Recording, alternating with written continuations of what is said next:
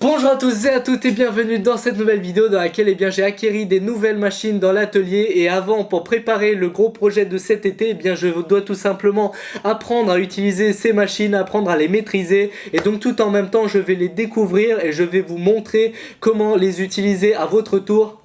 Sacré jeu de mots, j'ai spoilé la suite, mais en tout cas c'est des machines complexes qu'il faut bosser dessus pour savoir les utiliser. C'est pas très compliqué, c'est évidemment à la portée de tous, mais donc je vais vous montrer ça tout de suite.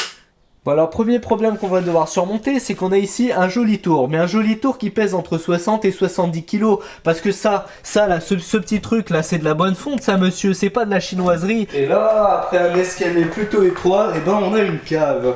Donc pour accéder ici avec 60 kg sur le dos, ça va être compliqué. Donc ce qu'il va falloir faire, c'est tout d'abord, on va prendre le tour, on va peut-être le mettre par morceaux et puis le réassembler ici. Et surtout des tables, comme vous pouvez le voir, ces tables, celle-là elle est pourrie, celle-là là-bas elle est pourrie. Ça c'est un truc qui voilà c'est de la merde, ça m'a tenu quelques années, j'ai investi là-dedans 15 € pour la fabriquer, mais maintenant ça va changer parce que on aura du vrai matos. Bon finalement vous voyez que là-bas au fond j'ai installé mon tour sur une nouvelle table, je vous montrerai ça tout de suite. Ici vous voyez que j'ai fait un peu de place, la table pourrie je l'ai foutue ici dans ce coin là, j'ai mis les patates dessus et les oignons. J'ai mis aussi les outils, les trucs que je savais pas où caser. Donc voilà, histoire de libérer un peu de place de ce côté là et avoir un peu plus de liberté et un peu plus de place. Donc là en haut du coup j'ai changé, là il y avait autre chose à la base, mais du coup j'ai mis la scie Evolution. J'en ai pas l'utilité aujourd'hui, j'ai demandé à Evolution par jalousie qu'ils me l'envoie parce que tous les youtubeurs en ont, je vais pas vous mentir. C'est une scie qui coupe tous les matériaux.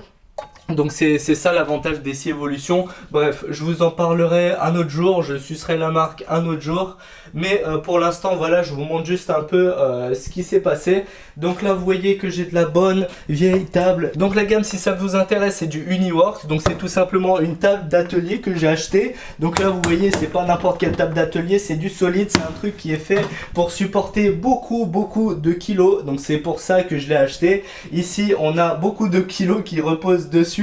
Et surtout, des outils qui coûtent cher. Et donc je peux pas me permettre de mettre des outils chers sur une table de merde qui va risquer de casser ou qui va subir les vibrations, le truc qui va twerker quand je vais faire du tournage. Non merci, donc c'est pour ça que j'ai dû investir. En dessous, comme vous pouvez le voir, j'ai mis dans la boîte où était rangé le tour à son arrivée dans le colis, j'ai mis mes chutes de ferraille sur une petite table à roulettes, donc ça me permet de faire un rack de rangement pour les chutes de ferraille.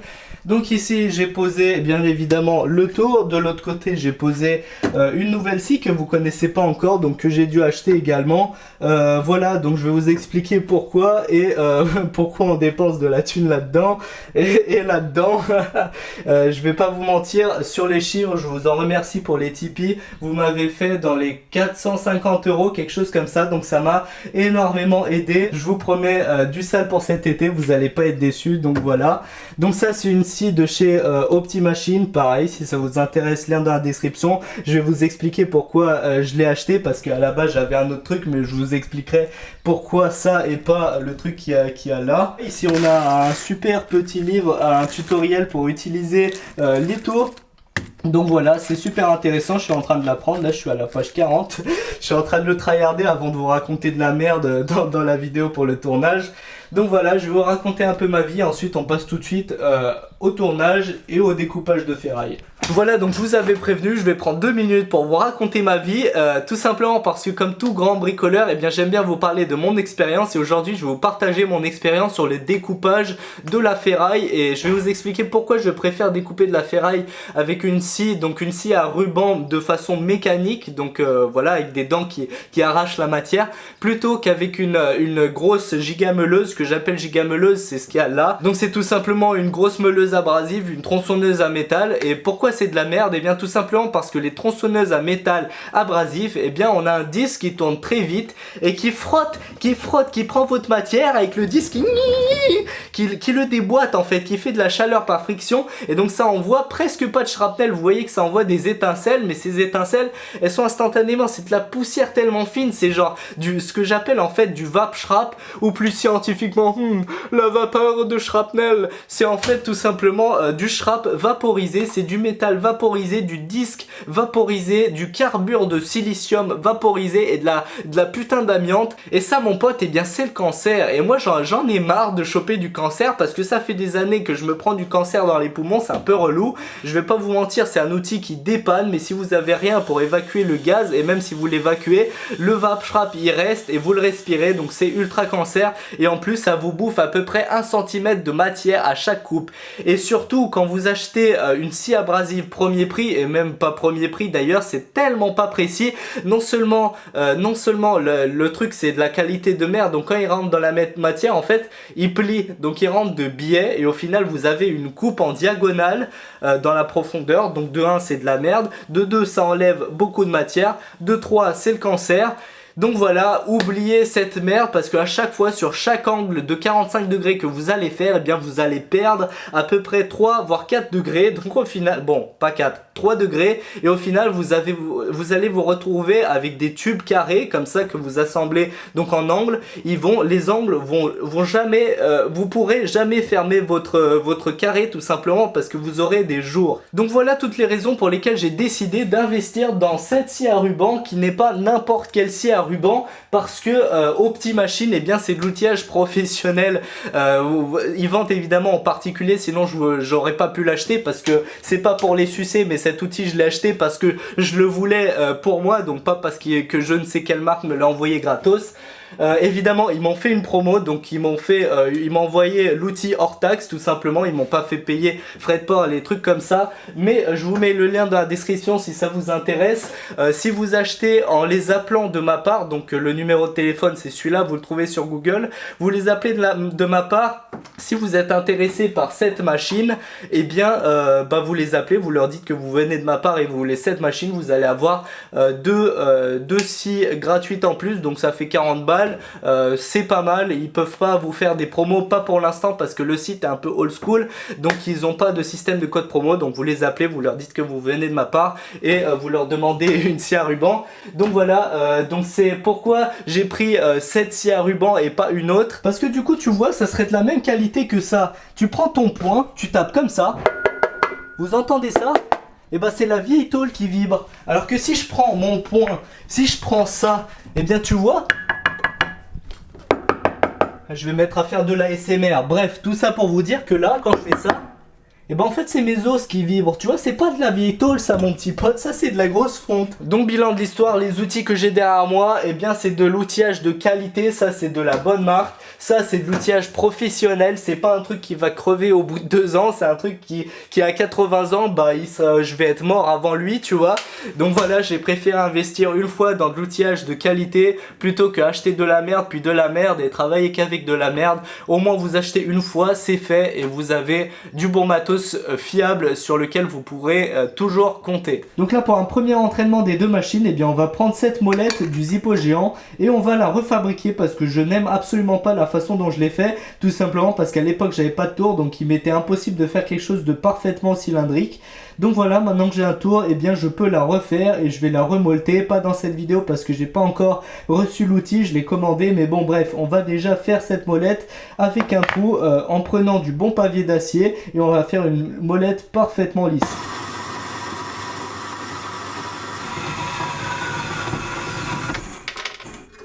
Si je mets ça dans le tour, l'avantage c'est que j'aurai presque rien à rattraper parce que la planéité est absolument parfaite. Putain, je vois le reflet de ma main dedans. C'est énorme.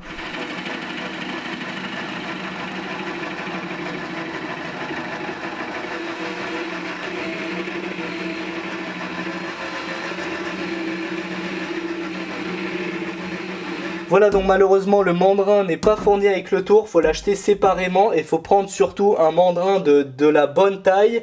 Voilà, donc j'ai acheté ça sur manomano.com, c'est le même site sur lequel j'ai acheté le tour, donc sans vouloir les sucer trop, c'est un des plus grands sites européens d'achat d'outillage. Donc je vous ai mis tous les liens dans la description et normalement je vais mettre sûrement en place un système de comment on appelle ça, de pourcentage comme sur Amazon, c'est à dire quand vous réaliser un achat d'un outil sur leur site, eh bien ça me reverse de l'argent. Pourquoi? Parce que je leur fais de la pub. Donc voilà, ce mandrin, vous allez me demander pourquoi j'ai pas pris un mandrin autoserrant qui est vachement plus stylé et plus moderne.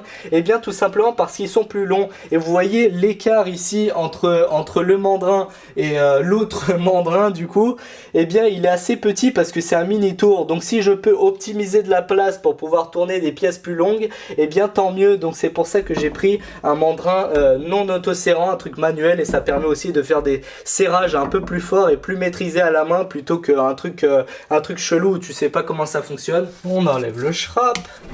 On translate la table. On met un petit forêt de 6.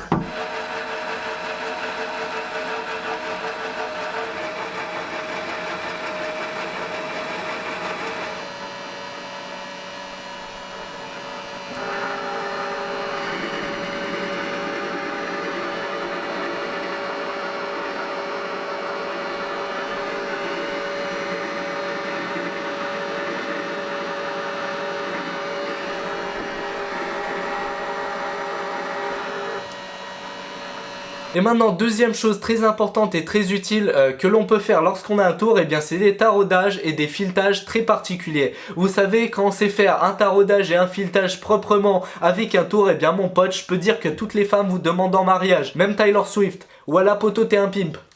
Non, plus sérieusement, vous savez aussi bien que moi, quand on bricole, on se retrouve souvent dans un atelier, on commande une pièce, que ce soit mécanique ou un truc de plomberie, on commande une pièce et on se retrouve avec un pas, que ce soit en inch, parce que les Américains sont un peu trisos, ils mesurent en inch leur pas, ou alors en millimètres, mais avec des pas très particuliers. Vous avez quelques filières, quelques tarots standards dans votre atelier, mais lorsque vous avez des gros diamètres de tank comme ça, ou alors des pas de trisomique qui sautent tous les 3 mm, c'est un peu relou à faire. Donc pour ça, vous allez évidemment pas avoir à payer 50 €, voire 100 € un tarot ou une filière que vous allez utiliser spécifiquement une fois dans votre vie. Ce serait un peu triste. Donc c'est là que le tour il intervient. C'est que on a ici des tables de rapport d'engrenage, en fait de nombre de dents. Vous avez dans le pack fourni avec le tour, vous avez plein d'engrenages avec un nombre de dents différents, et lorsque vous les assemblez à l'intérieur, lorsqu'on change on interchange ces pignons, et bien on peut arriver à des pas très précis. Et ici on a tous les pas qu'on peut faire, que ce soit en millimètres ou en inch américain de triso. Donc voilà, lorsque vous vous retrouvez dans une situation comme ça, il faut savoir, c'est utile de savoir modifier les rapports et savoir tourner un filetage. Donc voilà, je ne sais absolument pas faire, c'est pour ça qu'on va apprendre ensemble, on va essayer, on va faire un filetage au pif, mais on va essayer d'être régulier et faire un truc propre évidemment. Donc voilà, je vais vous apprendre et je vais m'apprendre à moi-même à faire un filetage avec un tour. Alors première étape, eh bien on va choisir un filetage parmi tout cela sur les tables. Vu qu'on est des gens civilisés, entre vous et moi on va pas se mytho, on va prendre des trucs millimétriques. Alors voilà, donc ce qu'il faudra faire, c'est changer les rouages A, B, C, D, E, F en remplaçant A, C et E par du 50, du 52 et du 80, sachant que d'origine on a la configuration ici, voilà, c'est celle-là qu'on a d'origine et il faudra passer à celle-là. Mais non, vous inquiétez pas, changer des rapports de vitesse c'est juste du plug and play, on prend les rouages, hop, clips, on en met des nouveaux et en 5 minutes c'est reparti. On dévisse le petit panneau latéral, pas très compliqué hein.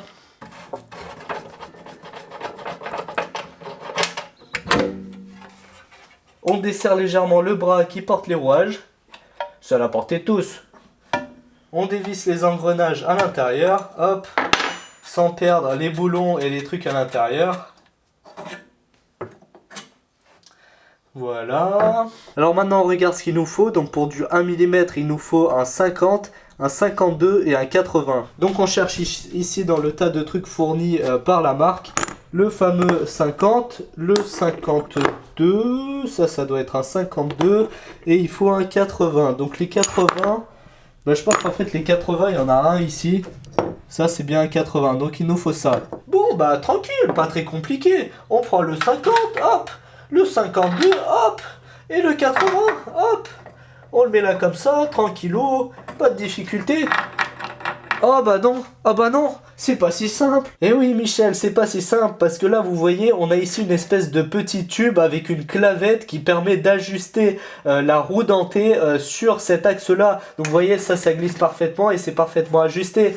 Mais là donc il va falloir sortir de force en tapant délicatement ce petit tube avec clavette et il faudra le mettre ici parce que vous voyez là, eh ben il y a du jeu Michel.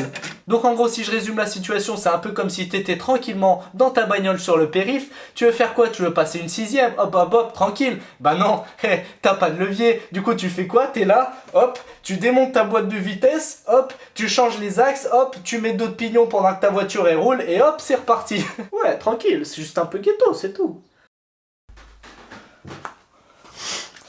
Voilà, donc on va faire sauter le centre. Évidemment, prenez jamais un outil en fer, hein. Soit vous prenez un bois un peu dur, soit de l'aluminium. Ici, c'est un tube d'alu, ça risquera jamais d'abîmer de l'acier dur.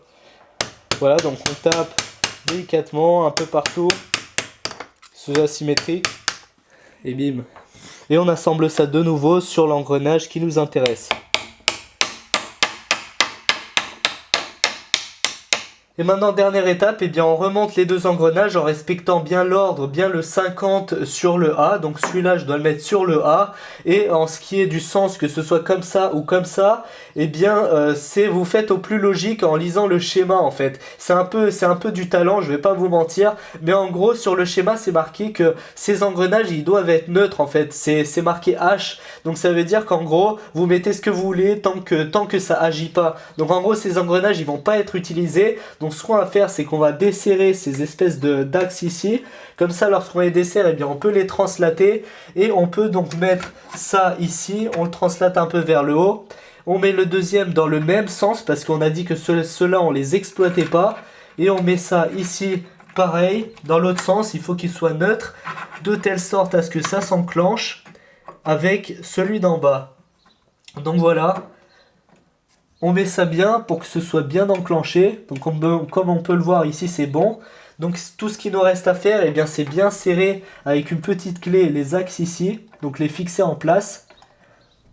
Voilà, sans trop serrer comme un connard.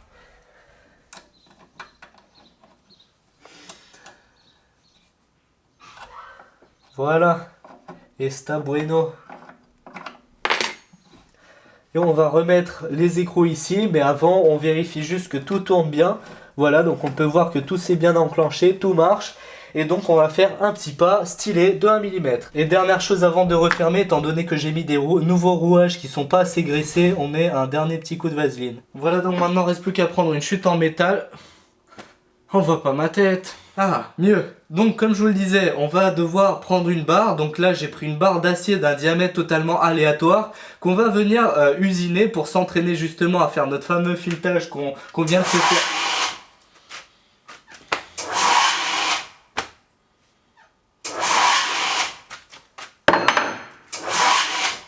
Bon, en gros, le karma, il veut me dire que je parle trop, donc ce qu'on va faire, c'est qu'on va couper cette barre et on va s'entraîner à faire notre filetage dessus. Mais ce que je voulais vous dire, c'est quand on a des vrais outils, quand on a un vrai tour, eh bien, faut l'utiliser correctement. Quand on a une vraie machine comme ça, donc ça, voilà, c'est une machine de qualité, mais c'est pas pour autant qu'il faut pas savoir s'en servir. En fait, il n'y a pas besoin de savoir grand-chose, il faut juste respecter les tables qu'on a ici derrière. Donc là, pour notre cas de figure, eh bien, tout d'abord, on se place dans la catégorie fer plein.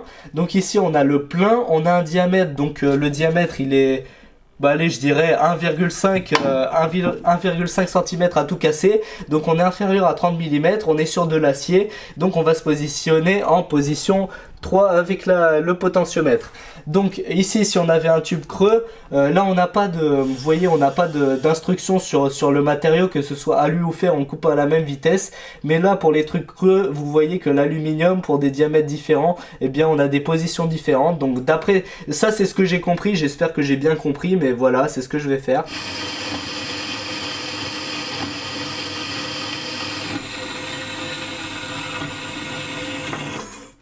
Donc là on se retrouve avec notre petit cylindre en fer coupé avec une précision monumentale, hein. L'avantage c'est que sortie de là, la pièce aura presque pas besoin d'être corrigée sur la planéité ou quoi que ce soit parce que la coupe est très précise, donc ça c'est un avantage, j'aurais pas à me faire chier à faire ça en plus.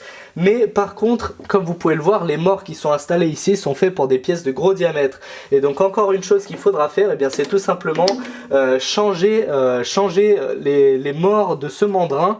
Et donc ça c'est une chose qu'il faut faire régulièrement et il faut savoir le faire lorsqu'on commence à faire du tour. Parce que ces morts, eh bien sachez-le, ils ont un ordre. Et si vous respectez pas l'ordre, dans le serrage notamment, le desserrage c'est pas très important, mais dans le serrage, eh bien vous allez pas pouvoir refermer votre truc, qui va bugger. Donc on a ici notre nouveau pack de morts, vous voyez que celui-là est annoté 1, celui-là est annoté 2 et celui-là est annoté 3. Et donc cet ordre, il faudra les mettre dans le sens 1, 2, 3.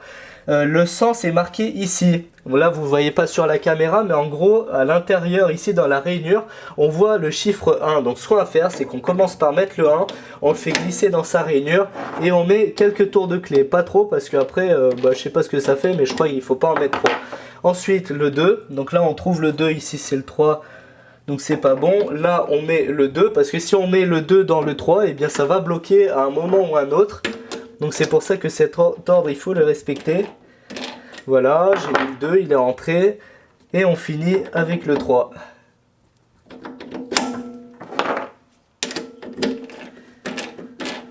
Et voilà, c'est nickel. C'est une surface très rugueuse, donc histoire de soulager un peu le taraudage, eh bien on va tout simplement faire une passe qui va tout redresser. Donc là on accélère un peu.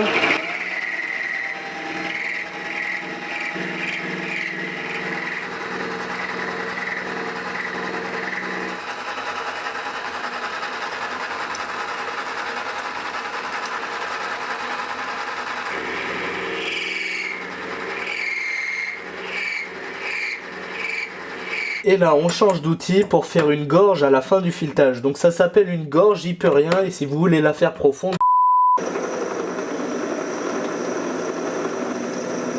maintenant il va falloir prendre ce plateau et l'orienter, tout simplement parce que si on rentre tout droit dans la matière et on tape un filetage tout droit, et bien en fait la pointe de l'outil va couper des deux côtés, et donc en fait ça va exercer une force trop importante et un choc trop important sur la pointe, et donc on va tout simplement casser la pointe de l'outil. Donc c'est pour ça que l'astuce des gens qui tournent, en fait des tourneurs, c'est tout simplement, vous voyez l'angle qu'on a ici, et bien il faudra l'orienter à peu près 30 degrés, histoire de rentrer dans la matière un peu en biais comme ça. Donc lorsqu'on va tourner ça, vous allez voir que le plateau il va rentrer de biais, et donc en fait il y aura que la moitié en fait de la pointe qui va rentrer dans la matière, et donc l'autre moitié sera inexploitée, et donc il y aura moins de force exercée sur la pointe. Mais on ne voit pas en fait les vis qui servent à orienter cet angle là, et en fait c'est tout simplement une astuce. Si je vous le dis pas, vous ne le saurez jamais. C'est qu'en fait il faut charioter ce plateau, il faut le tourner jusqu'à avoir accès à des vis qui sont cachées en dessous.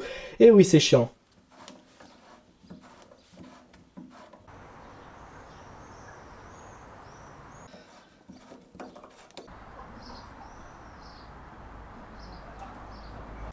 Bon, vous savez quoi? Nique sa mère.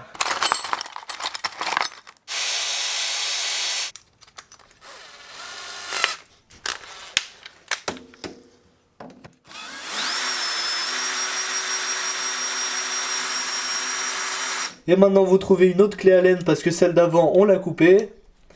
Et on dévisse tout ça. Voilà, donc j'ai mis le plateau à plus 30 degrés. Donc voilà, dans ce sens-là. Et maintenant ce qu'on va faire, c'est qu'on desserre ça et on rotate cet outil de façon à le réaligner avec le plateau d'en dessous. Voilà, à peu près, hein, c'est pas au nanomètre près non plus. On resserre ça et maintenant lorsqu'on va avancer, eh bien l'outil, eh bien là, il va avancer en fait de biais, il va rentrer dans la matière avec ce coin là, mais tout en restant droit. Donc voilà, c'est ce qu'il faut faire. Donc voici la configuration. Faites pareil chez vous. C'est pas moi qui ai inventé ça, c'est un truc de tourneur. J'ai vu des vidéos sur YouTube. Alors pour faire le filetage, là par contre c'est ma technique. C'est peut-être de la merde, il y a peut-être plein de défauts, mais j'ai l'impression que pour moi ça a l'air de marcher. Donc voilà, je sais pas s'il y a des tourneurs parmi vous, n'hésitez pas à me dire si c'est de la merde ou pas, et pourquoi surtout, pourquoi c'est de la merde. Mais en tout cas, je vais vous montrer comment je fais un filetage moi, et je pense que si tout va bien, normalement ça devrait être bon pour vous aussi. Alors première chose qu'on va faire, c'est qu'on va mettre la vitesse du tour assez basse. Par contre le tour est petit, le moteur est petit, donc à basse vitesse on risque de le bloquer très vite et donc casser l'outil. Lorsqu'il se bloque, l'outil se casse et ça c'est très chiant. Mais ce qu'on va faire, c'est qu'on va faire des passes minuscules à chaque fois. Là c'est une passe de traçage juste pour voir à peu près la régularité du truc.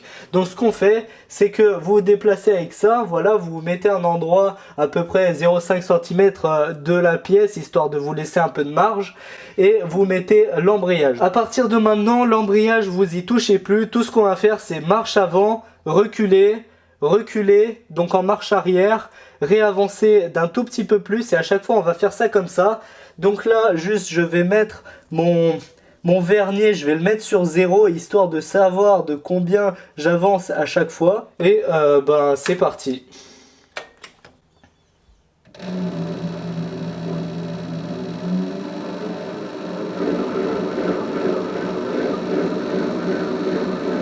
Voilà.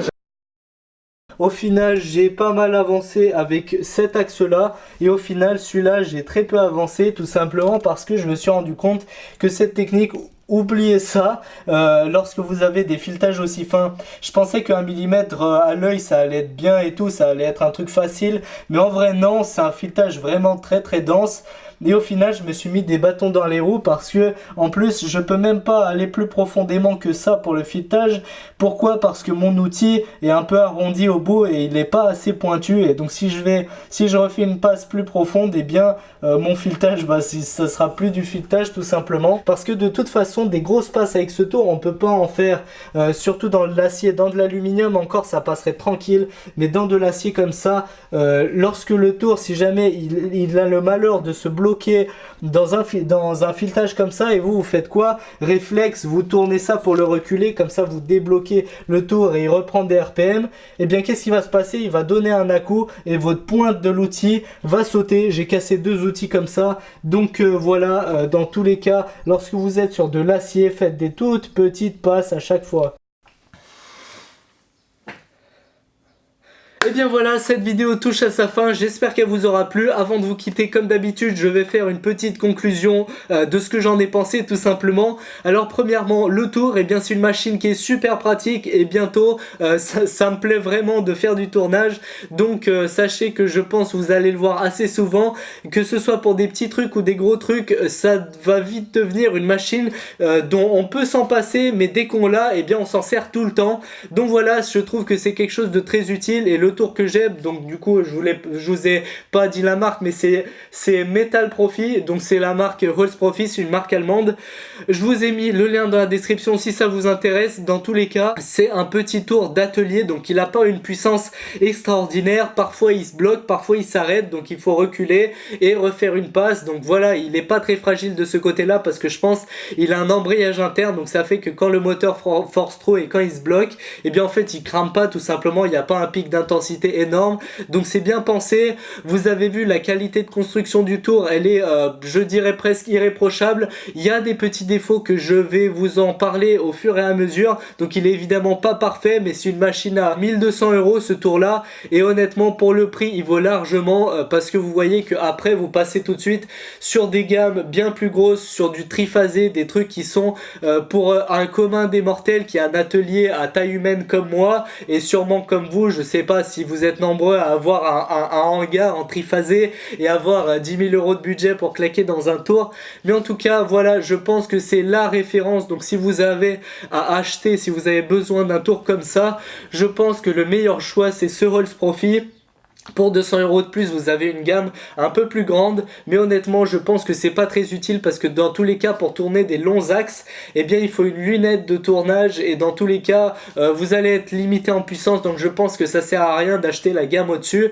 Mais donc celui-là, je dirais que si vous avez besoin d'un tour, N'achetez surtout pas une chinoiserie de merde parce que je vous dis, les rouages, tous les engrenages, tout le truc, non seulement le moteur il va cramer, mais en plus vos engrenages ils vont s'user parce que ça va être du plastique et je vous dis pas de mensonge. Si vous checkez sur YouTube, vous verrez que les tours de chinoiserie, eh bien leurs engrenages sont en plastoc alors que ça c'est full fonte. Et donc ce qui va se passer, étant donné que je trouve que la puissance est peut-être parfois pas suffisante pour moi pour tourner de l'acier, je vais prendre un moteur de plus de 1000 watts, un truc de port, un moteur de pompe ou un truc que je vais récupérer dans une casse et je vais le mettre à l'arrière, je vais lui usiner une nouvelle poulie et je vais tout simplement utiliser un moteur énorme sur ce tour parce que tout simplement la mécanique de ce tour est irréprochable. Donc ça fait que si vous passez sur des moteurs bien plus gros et vous tournez des trucs plus gros, la mécanique du tour, eh bien elle va résister parce qu'il est bien construit.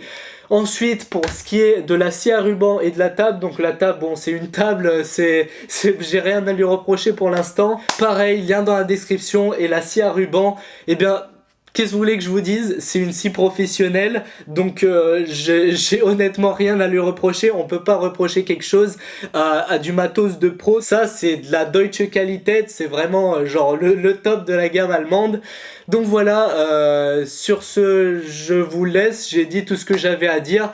N'hésitez pas à défoncer les commentaires, défoncer les likes. Si cette vidéo vous aura été utile, n'hésitez pas à me le dire. Tous les liens dans la description, comme d'habitude, si vous cherchez quelque chose. Sur ce, je vous laisse. À très bientôt. Ciao. Oh, mais dis donc, c'est un Jean-Jacques Turbo, ça, Michel. Oh bah tiens, un petit turbo. C'est pas pour spoiler la suite, mais je pense que ça va être du sale.